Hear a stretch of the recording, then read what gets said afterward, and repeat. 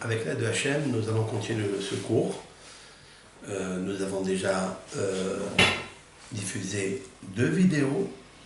Maintenant, nous rentrons dans le vif du sujet par rapport à l'ascension des niveaux de l'âme qui vagabondent.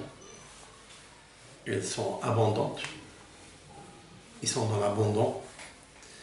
Quel est le don que nous allons, avec l'aide de Hachem, préparer pour toutes ces âmes qui sont parmi nous? Comme dit le Talmud, si on avait l'autorisation de les voir, on aurait vu des milliers à notre gauche et des milliards à notre droite. Comme il est stipulé dans le traité de Berachot, au nom de Rav. Nous allons continuer maintenant, après les 2 introductions, des introductions calmes, douces, pour comprendre le vrai sujet. Comme j'ai expliqué que Hatsur Tamim Paolo, Kichol Derachav Mishpat, l'Éternel est un roc qui est parfait. Un roc ici, c'est pas dans le sens de dur, comme le rocher, mais plus que ça. Le roc, ça veut dire la puissance de Dieu. Mais la puissance de Dieu, c'est aussi sourd, c'est aussi sayar. Sayar, ça veut dire dessinateur. C'est l'être, si l'on peut dire ainsi, Akadosh Baruch Hu, Ribono Shel Olam.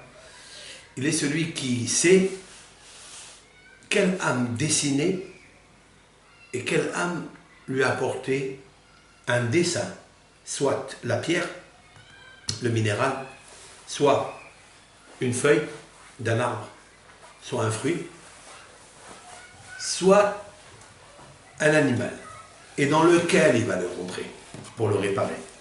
Vous avez le poisson, c'est le meilleur. Vous avez, après l'animal, kasher. Le menu bétail, c'est le mieux, parce qu'il n'y a pas beaucoup de sang. Dans le poisson, il n'y a pas beaucoup de sang. Après, vous avez le taureau, la vache. Là, c'est plus grand, etc. Ça, c'est le kasher. Après, vous avez le non-kasher. Ça veut dire qu'Akadosh Baruch Hu va introduire des parties de l'âme qui n'arrivent pas à rentrer dans l'espace d'où il a été extraite, pour le Nitzutz, qui est au masculin, ou bien la Neshama, eh bien, il va la faire entrer dans un endroit pour la réparer. Mais il faut savoir que, comme dit le Hari Akadosh, que l'homme, il oublie qu'il est dans la réincarnation, dans le process du tikkun. Et à ce moment-là, là où il est, il souffre. Là-bas, il le sait. S'il est dans la pierre, il souffre, il le sait. S'il est dans le végétal, il le sait. Comment il le sait? Maintenant, donc, toute personne qui faute, elle est obligée de passer par le blanchissement de son corps. Et ça, il y a un verset qui le dit. Écoutez ça. Je traduis. Kabessi lave mera'a, du mal, de la tâche, du péché que tu as fait, Jérusalem. Qu'est-ce que ça veut dire? Explique Rabbeinu Yonah Girondi dans son livre Sha'arei Tshuva. Pourquoi on a comparé la toilette de Jérusalem de sa faute? On l'a comparé à la toilette d'un habit. De la même façon qu'un vêtement qui se tache, alors il nous faut bien le laver. Et plus on le lave, et plus on enlève la marque qui s'est imprégnée dans le vêtement. Et aujourd'hui, tous les chercheurs qui inventent des produits, ils vous font des publicités ici et là, et ce produit, il enlève la tache rapidement, et ce produit, il t'enlève la tache. Et nous, on ne connaît pas. On sait qu'on achète, yallah.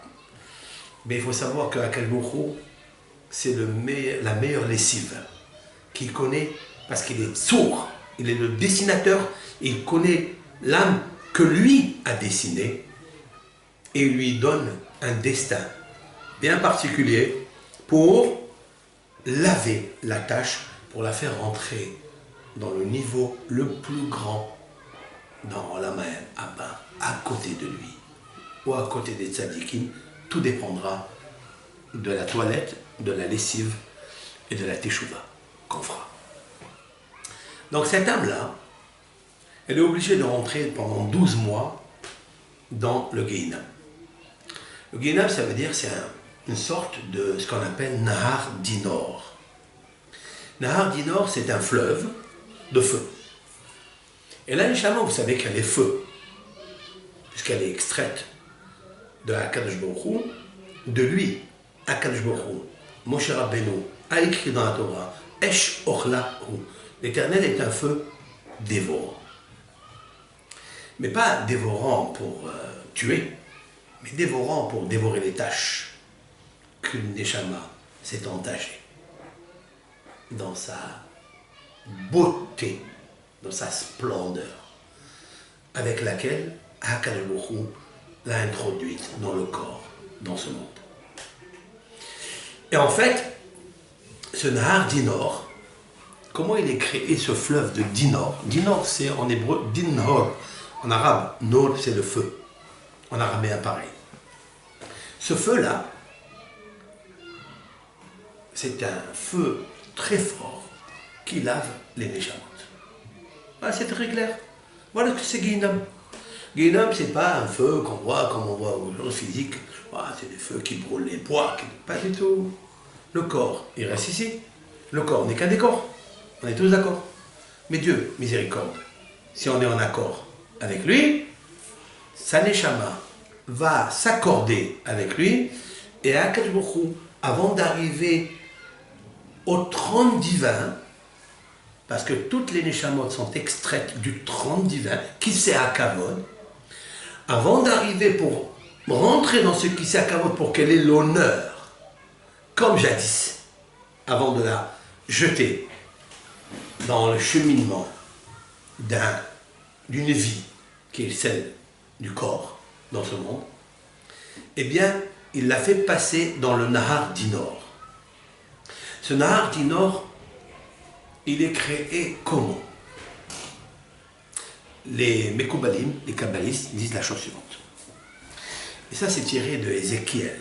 Le prophète Ézéchiel nous dit que, vous savez qu'il existe des malachim qui s'appellent Hayot HaKodesh. Hayot, c'est-à-dire ce sont des forces vivaces. Hayot, comme les Hayot, c'est-à-dire les bêtes féroces, mais celles-ci, elles ne sont pas féroces.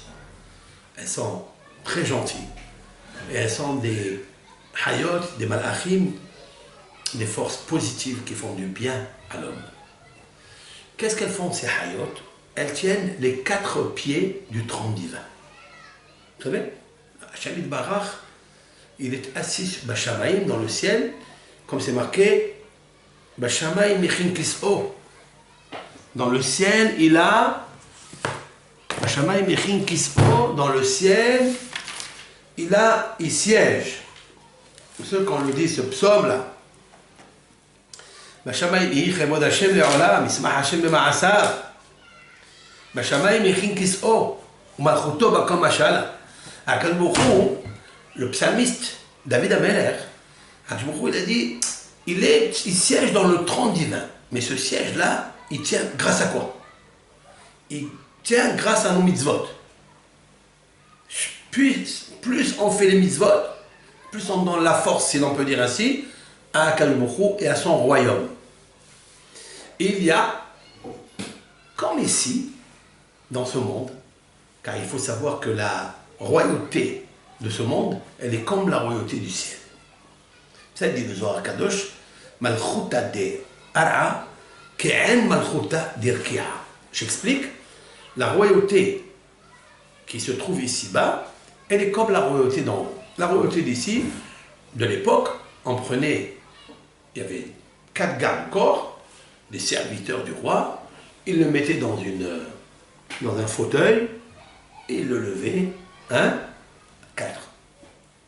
Là, on peut lever un homme, mais là, dans le ciel, les Hayot HaKodesh, ils sont tellement fortes qu'ils peuvent lever à Kadosh Baruch Hu, les Olam. Il les a créés pour ça, pour le faire le kavod, et le lever, le supporter, et lui faire l'honneur que tous les malachim autour de lui, de Kadosh Baruch Hu, Haribbono Shel Olam, le maître du monde, font kavod. Par contre, lorsqu'on fait des fautes, ici-bas, on alourdit le trône divin. Alors à ce moment-là, les hayot, c'est-à-dire les malachim, si l'on peut dire ainsi, ils doivent, à cause de la surcharge de nos péchés, le trône divin s'alourdir, et eux, ils devront avoir des forces plus grandes. Et quand on fait un effort un peu surmené, surchargé, on transpire. Quelqu'un il lève un poids de 20 kilos, il peut. 30 kilos, c'est plus difficile. 50 kilos, il commence à transpirer.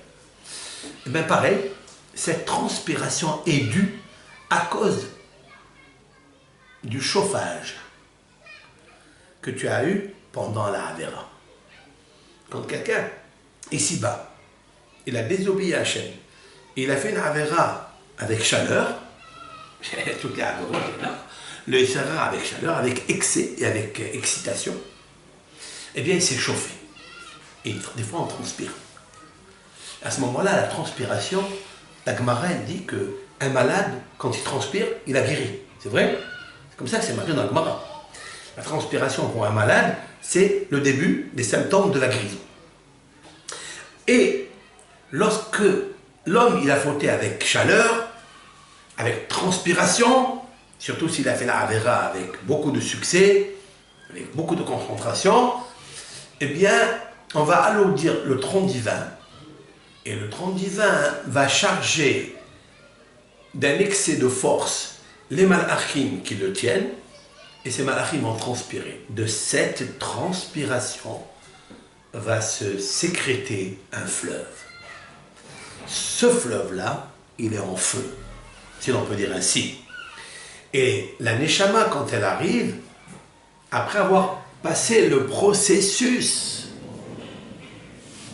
de l'ascension qu'il lui faut, comme on va expliquer, alors elle rentre, elle plonge dans la piscine du feu qu'elle a créée elle-même, et elle rentre dans ça, et comme ça, elle va se purifier. Elle va purifier toutes les tâches qu'elle s'est entachée à cause de la Havera, du péché.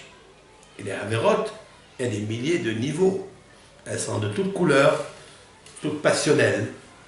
Et lui-même, il a créé sa propre transpiration, qui est le feu réparateur du péché, qui ne s'est pas empêché de faire. Ça s'appelle Nahar Dinor.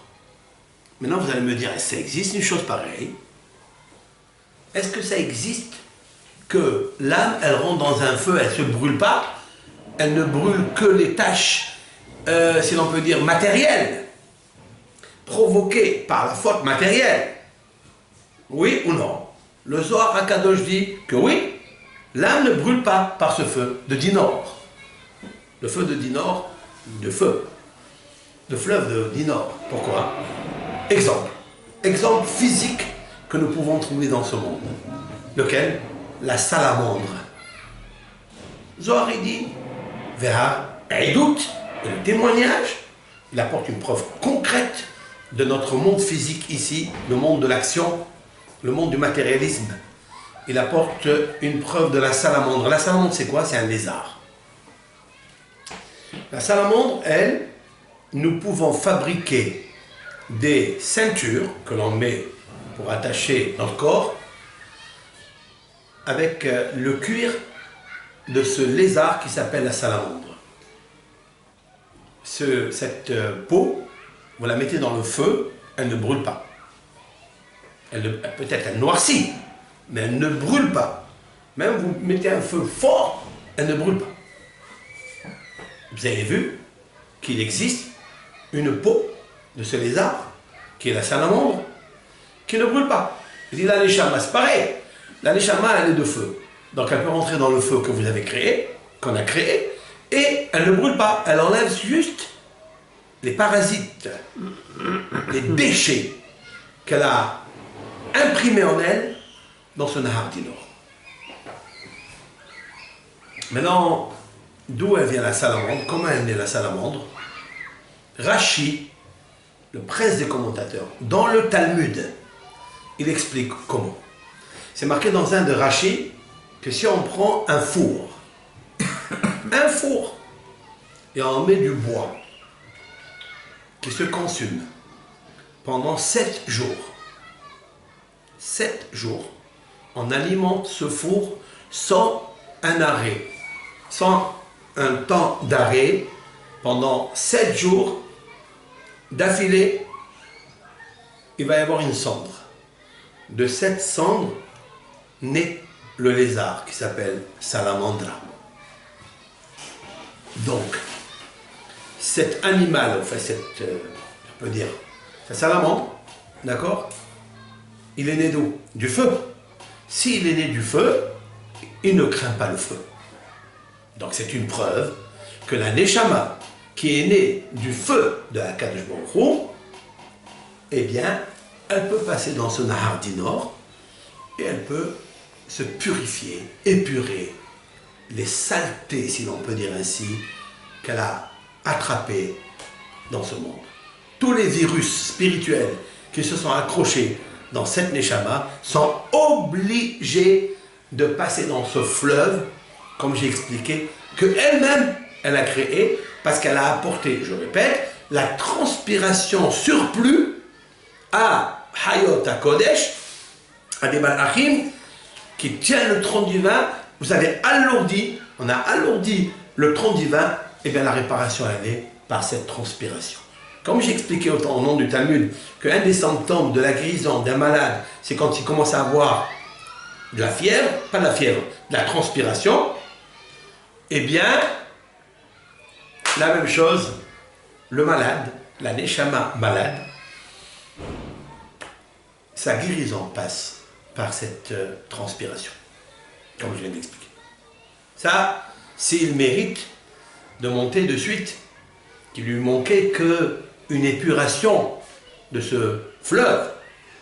Et les tzadikim, tous les tzadikim, même qu'ils soient aussi grands que possible, pas que nous, on dit qu'il est tzadik, ou qu'il se dit qu'il est tzadik, parce qu'il peut se targuer de dire je suis tzadik, ou bien on lui dit que tu es tzadik, et lui il accepte, qu'il nous dit mon consent, et ça, personne ne peut savoir qui est tzadik, qui n'est pas tzadik. Il n'y a que lui, Hakadosh Baruch Hu, qui lui sait qui est-ce que est tzadik ou pas.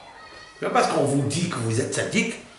D'ailleurs, c'est très intéressant que Rabbi Zalman, Shenior Zalman de Ladi, celui qu'on nomme le Baal Tanya, l'auteur du Tanya, il a commencé justement par cette Baraita, par cette Mishnah, si l'on peut dire. Baraita, c'est pareil.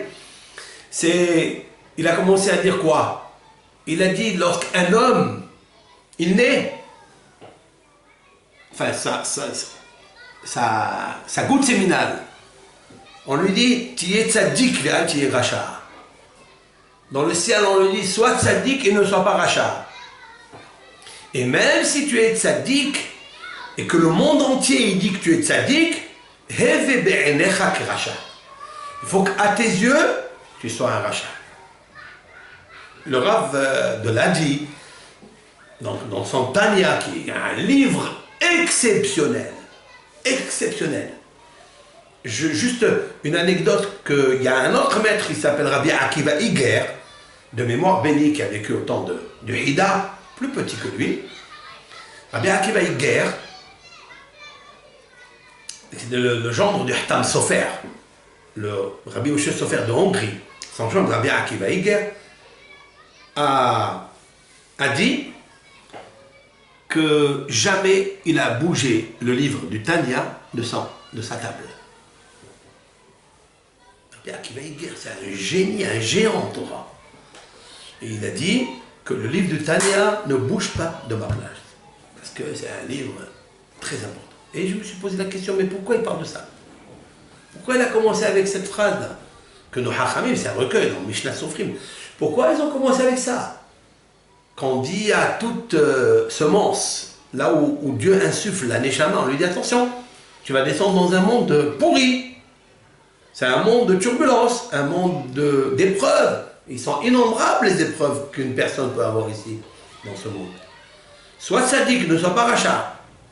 Et même si tu es tzaddik et le monde entier dit que tu es tzaddik, à tes yeux, tu es rachat. Mais pourquoi il faut que je sois rachat si vraiment je suis tzaddik? Le Rav là-bas, il explique. Il y a des rachats gamour, il y a des rachats benoni, il y a des tzaddik gamour, il y a des rachats parfaits, il y a des rachats moyens, il y a des tzaddik parfaits, il y a des tzaddik moyens. Regardez dans son livre. Mais il nous faut expliquer ce que dit le Hida là-bas. Maran Hida, mon maître par excellence, le Rav Hida, c'est-à-dire mon maître, il a vécu il y a 240 ans. Mais je m'inspire de ses Sfarim, 83 livres quand même. Dans la Halkadoumim, il a un livre qui s'appelle Le fleuve ancien. Il a expliqué, quand on dit à l'homme, à sa neshama, on lui met dans la puce mémoire, comme ça il se rappelle bien comme il faut, que dans ce monde, il ne faut pas qu'il oublie.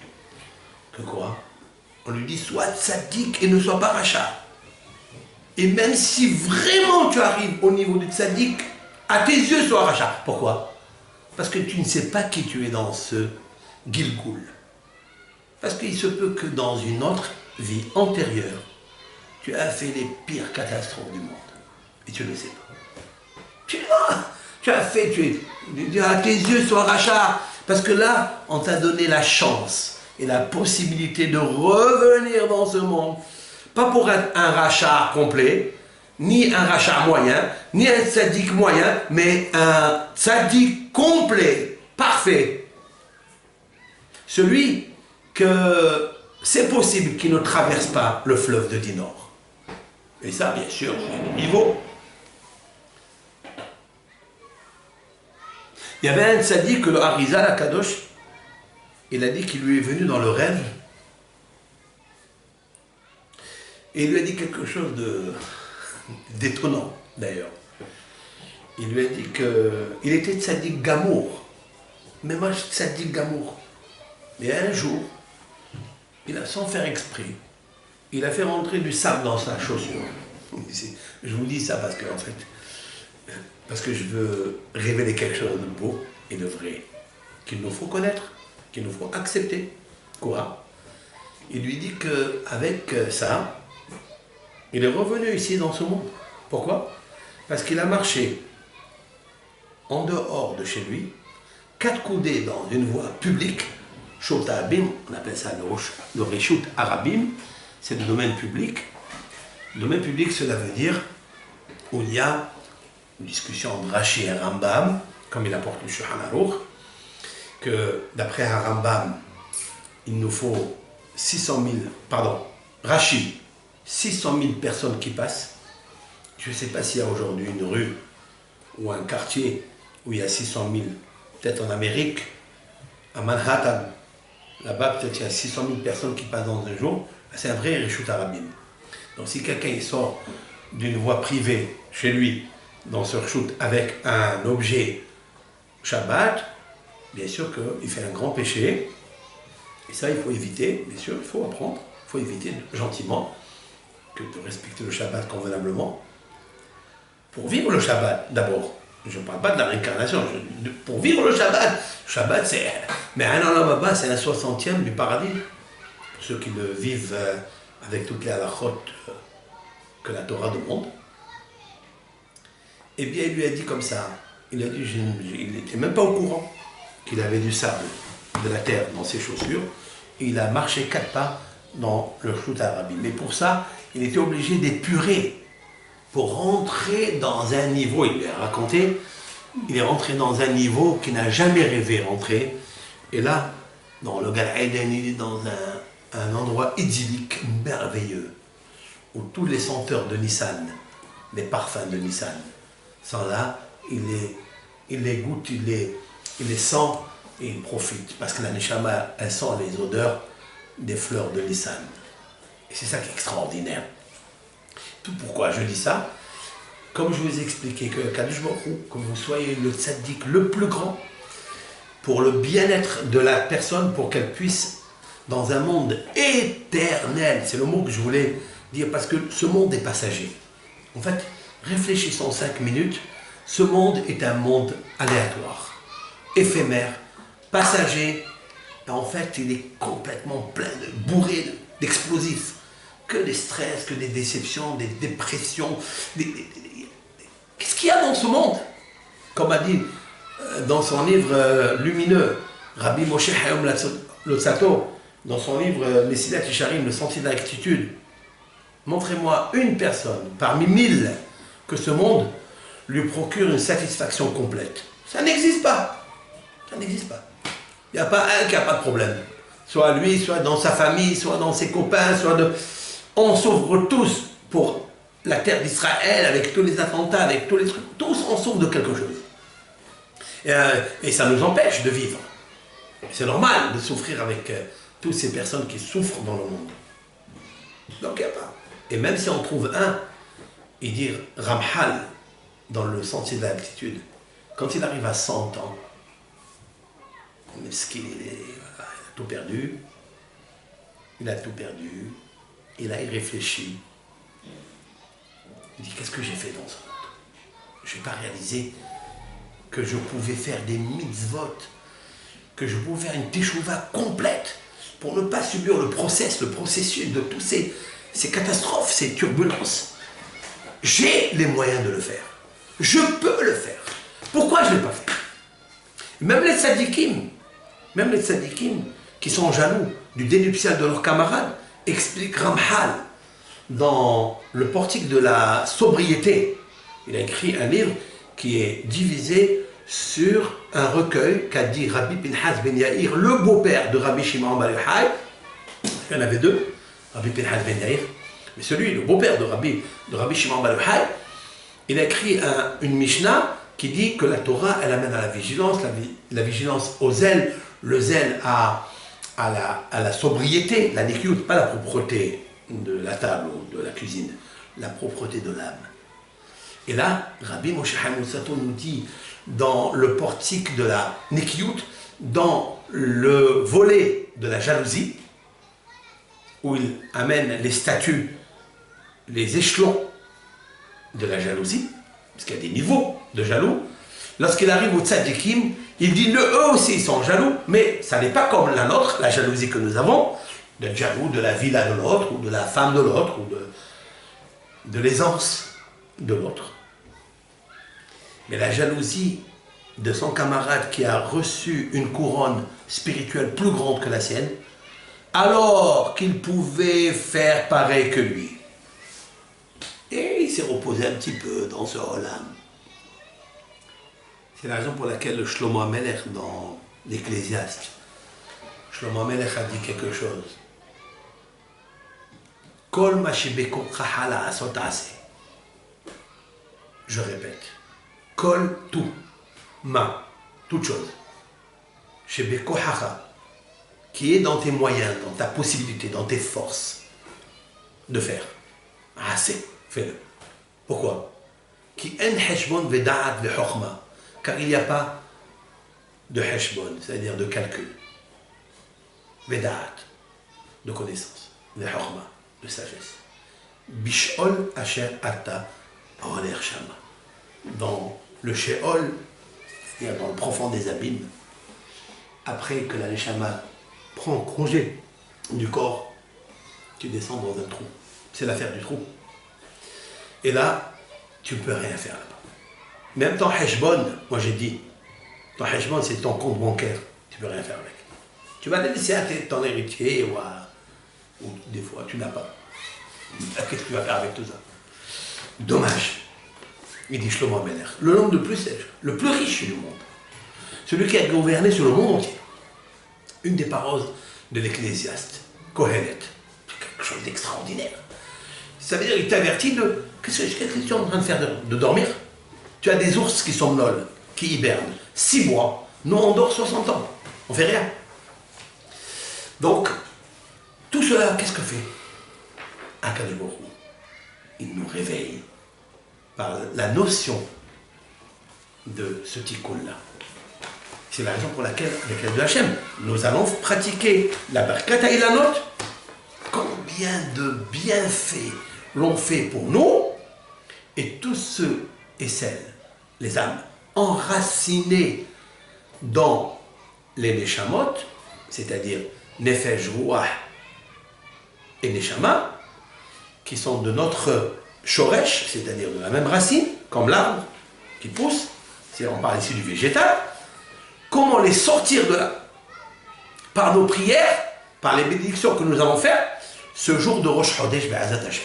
Et il se peut, Haïm et Meir, il se peut qu'avec l'aide de Hachem, je pense à ça, parce que vivre en direct, une Birkat HaIlanot que nous ferons, nous, pour tous nos amis, un peu dans les 4 coins du monde, et avec la lecture, peut-être même faire une petite table avec le motzi, un peu de vin, un peu de fruits, et expliquer l'importance de cela en faisant des bénédictions comme ça en direct. Donc montrer d'une manière pratique. Montrer, ouais, c'est mieux de le regarder et d'expliquer chaque chose. On va faire un petit Tou Bishvat, hein, dans Birkat HaIlanot. Parce qu'on a dit que Tou Bishvat, c'est soit le Tou Bishvat, ou soit le 1 Shvat. La sève monte comme la matière séminale qui rentre dans l'arbre, la matrice de l'arbre. Parce qu'il y a des arbres masculins et des arbres féminins. Il faut savoir qu'il est préférable, quand on fait Birkat HaIlanot, ce soit dans des arbres féminins. Ça veut dire quoi? Qui donnent des fruits. Parce que les arbres masculins donnent des fleurs, mais pas des fruits. C'est intéressant de savoir ça. Pourquoi? Il nous faut toujours 2 arbres, un à côté de l'autre, un masculin et un féminin. Et vous savez que, comment on appelle ça, il y a comment ça s'appelle, le fluide qui passe là. Le fluide. C'est une partie des fruits, de pétales, qui passent l'un de l'autre.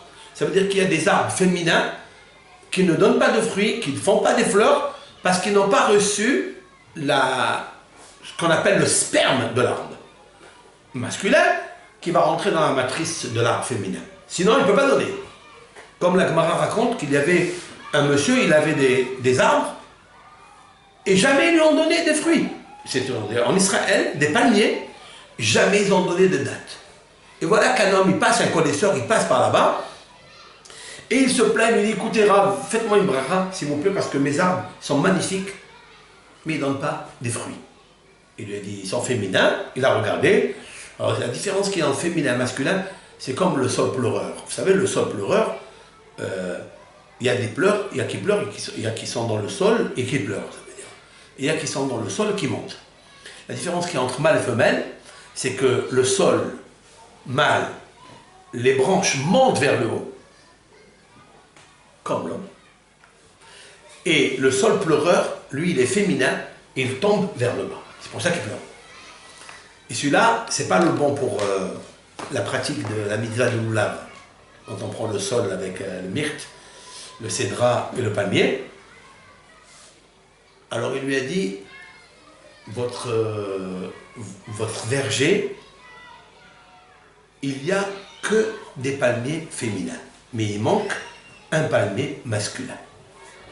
Ils sont allés chercher à Jéricho, là il y a beaucoup de palmiers. À l'époque, je parle d'ici à 2000 ans, ils ont emmené un, ils l'ont planté que un seul arbre. L'année d'après, il a donné des milliers et des milliers de fruits. Vous avez écouté la sagesse de la Bria, merveille de Akadosh Baruch Hu. C'est la raison pour laquelle l'arbre du tamar, le tamar, on ne l'appelle pas témara. La date, on l'appelle témara au féminin, mais le palmier s'appelle tamar. Parce que l'arbre féminin ne donne pas de fruits s'il n'y a pas le tamar qui est masculin. On continuera avec la de Hachem dans ces cours. Et bon appétit pour tous ces fruits. Tova Bracha, Chol Ham Israël.